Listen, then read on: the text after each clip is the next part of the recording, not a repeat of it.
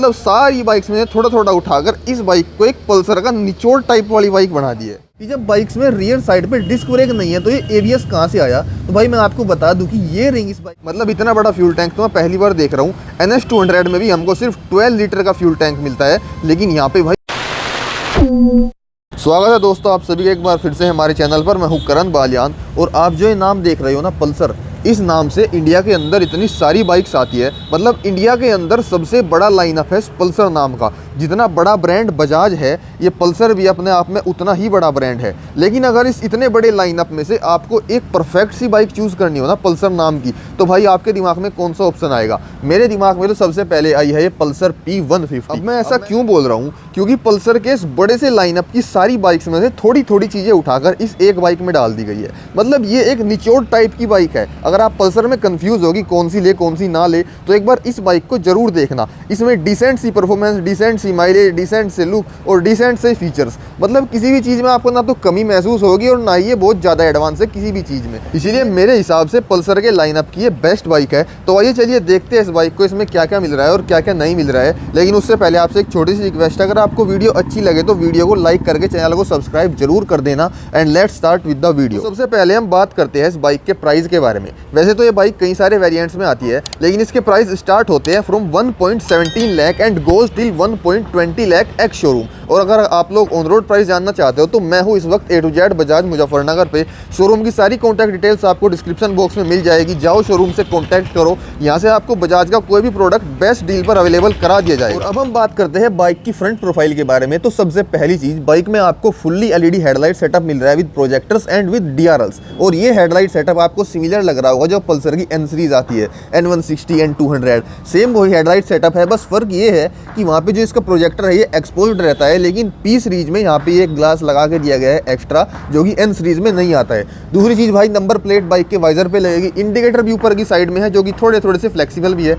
थोड़े थोड़े का ये तो काफ़ी फ्लेक्सिबल है, लेकिन ये चीज़ देखो यार, ये हिल रही है। तो बिल्ड को लेकर थोड़े थोड़े इश्यूज जरूर रहते हैं बजाज के साथ, बाकी सब कुछ ठीक है। और अब अगर हम बाकी की चीज़ें देखें तो बाइक के फ्रंट साइड में आपको नॉर्मल टेलीस्कोपिक सस्पेंशन मिल रहे हैं। अब एक और चीज़ है यहाँ पे, अगर आप बाइक का फ्रंट वाला मडगार्ड देखोगे तो यहाँ पे जो ये एक्स्ट्रा सा पार्ट लगा के दिया गया है, मतलब लुक वाइज तो ये काफ़ी बढ़िया लग रहा है, लेकिन एक चीज़ में ये आपको काफ़ी प्रॉब्लम देने वाला है, वो है भाई साफ सफाई के टाइम पे। अगर आप लोगों के पास प्रेशर वॉशर है तो फिर तो आप इसको वॉश कर लोगे अच्छे से, लेकिन अगर इसके अंदर मिट्टी घुस गई है और आप लोगों के पास प्रेशर वॉशर भी नहीं है तो इसको भाई यहाँ से अंदर से साफ करना कितना मुश्किल होगा। तो ये चीज़ भाई थोड़ी सी ध्यान में रखना। और बाकी ब्रेक्स वगैरह की बात भी भाई हम करेंगे वीडियो में, तो बिल्कुल भी स्किप मत करना, क्योंकि बहुत इंपॉर्टेंट बात बतानी है आपको इसके ब्रेक से रिलेटेड। खैर हम अपनी वीडियो में आगे बढ़ते हैं। और अब हम बात करते हैं बाइक के इंस्ट्रूमेंट क्लस्टर के बारे में। तो जो इंस्ट्रूमेंट क्लस्टर आपको पल्सर की N सीरीज में मिलता है वही सेम आपको यहाँ पे मिल रहा है। इस बाइक की बैटरी डेड है तो अब ये ऑन नहीं हो रहा है। खैर यहाँ पे आपको सारे फीचर्स मिल रहे हैं जो आपको N सीरीज में मिल रही है। गियर शिफ्ट इंडिकेटर भी मिलता है, टाइम भी बताती है, माइलेज भी बताती है, डिजिटल स्पीड शो करती है और मैनुअली यहाँ पे RPM शो करता है। बाकी सारे इंडिकेटर वगैरह के सब कुछ इंडिकेशन आपको यहाँ पे मिल ही रही है। यहाँ पर एक और चेंज है, इस बाइक में हमको क्लिप ऑन हैंडल बार्स नहीं मिलते हैं। अब मेरे ख्याल से ये ऐसी पहली पल्सर है जिसमें हमको क्लिप ऑन हैंडल बार्स नहीं मिल रहे हैं, लेकिन उसके बाद भी जो इसका सिटिंग पोस्चर बन रहा है वो काफ़ी इंप्रेसिव है। मेरे को लगा नहीं था कि क्लिप ऑन हैंडल बार्स हटने के बाद इसका सिटिंग पोस्चर इतना बढ़िया होगा। देखो राइडिंग क्वालिटी तो हमको राइड करके ही पता लगेगी, लेकिन इस बाइक पर बैठकर मैं ये जरूर कह सकता हूँ कि इसका सिटिंग पोस्चर काफ़ी इंप्रेसिव है। बाकी पल्सर्स के जो ये हैंडल बार्स होते हैं इल्यूमिनेटेड तो होते ही है, किसी के ब्लू कलर की लाइट के साथ, किसी के व्हाइट कलर की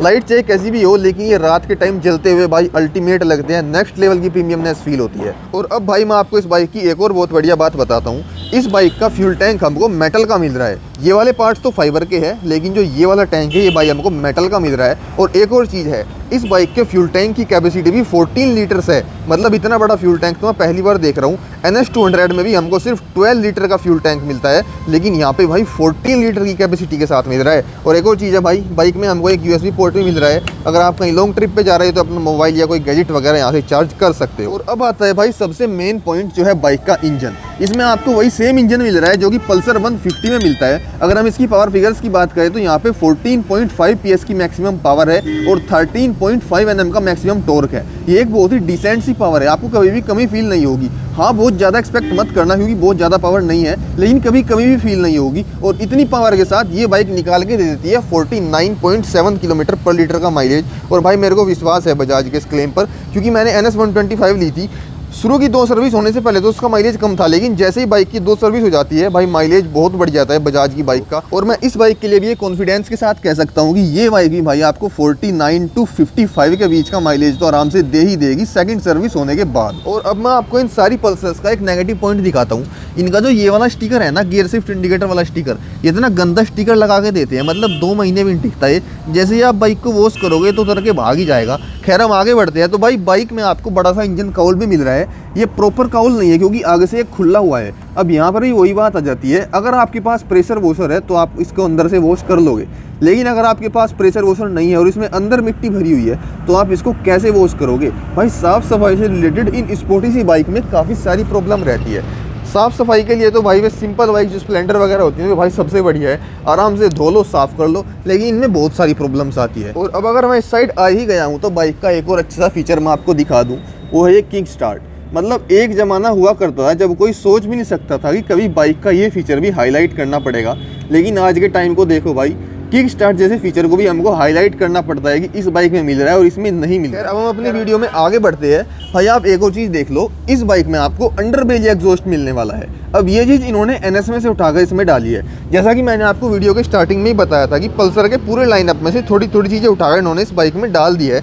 अगर हम हेडलाइट सेटअप की इंस्ट्रूमेंट क्लस्टर की बात करें तो वो इन्होंने N सीरीज में से उठाया है, अंडरबेली एग्जॉस्ट NS में से उठा लिया है, इंजन इन्होंने नॉर्मल पल्सर का ले लिया है। मतलब सारी बाइक्स में थोड़ा थोड़ा उठाकर इस बाइक को एक पल्सर का निचोड़ टाइप वाली बाइक बना दी है। अब हम इस एग्जॉस्ट से थोड़ा सा ऊपर की साइड देखते हैं तो यहाँ पर एक और शॉकिंग चीज़ मेरे को नज़र आई है। भाई मैं पहली बार देख रहा हूँ कि बजाज की किसी बाइक में मोनोशॉक सस्पेंशन के साथ नाइट्रोक्स फील्ड नहीं मिल रहा है। इवन जो इनकी नॉर्मल पल्सर है जिसमें नॉर्मल टेलीस्कोपिक सस्पेंशन मिलते हैं, उनमें भी ये लोग नाइट्रोक्स फील्ड देते हैं। अगर हम नॉर्मल पल्सर 125 देखेंगे तो वहाँ पर भी नाइट्रोक्स फील्ड मिलता है, लेकिन इस बाइक में इन लोगों ने मोनोशॉक दे दिया है और नाइट्रोक्स फील्ड नहीं दिया है। और एक और चीज़ है, ये मैं सिर्फ पहली पल्सर देख रहा हूँ जिसमें हमको टायर हगर नहीं मिलता है। नॉर्मल पल्सर 125 में भी यहाँ पर आपको एक टायर हगर मिल जाएगा, लेकिन इसमें नहीं है। बस यहाँ पर ये एक छोटा सा मड फ्लैप सा लगा के दे दिया है। और अब भाई फाइनली हम आते हैं बाइक के रियर साइड की तरफ। तो भाई यहाँ पे आपको LED टेल लैंप्स मिल रही है, इंडिकेटर वही थोड़े थोड़े से फ्लेक्सिबल है। यहाँ पे नंबर प्लेट लगेगी, नंबर प्लेट के लिए एक अलग से लाइट भी दी गई है। और एक और चीज़ है भाई, इस बाइक की जो ग्रैब रेल है वो बिल्कुल ही अलग सी है। जनरली हम पल्सर में देखते हैं वे 2 सींग से निकले हुए मिलते हैं, लेकिन इस बाइक में भाई ये प्रॉपर सी ग्रैब रेल मिल रही है। सीट की बात करें तो कंफर्ट अच्छा खासा है, कुशनिंग ठीक ठाक सी है। खैर इस बाइक में आपको स्प्लिट सीट का भी ऑप्शन मिल रहा है और ये सिंगल सीट वाला तो है ही। और अब हम फाइनली बात करते हैं इस बाइक के ब्रेक्स के बारे में। तो सबसे पहली चीज़ तो भाई बाइक में आपको single disc with single channel ABS मिल रहा है। अब आप इसके फ्रंट डिस्क के पास देखोगे तो यहाँ पर ये एक ABS की रिंग लगी हुई है। एक ऐसी सेम सी चीज़ आपको बाइक के रियर ब्रेक्स के पास भी दिख जाएगी।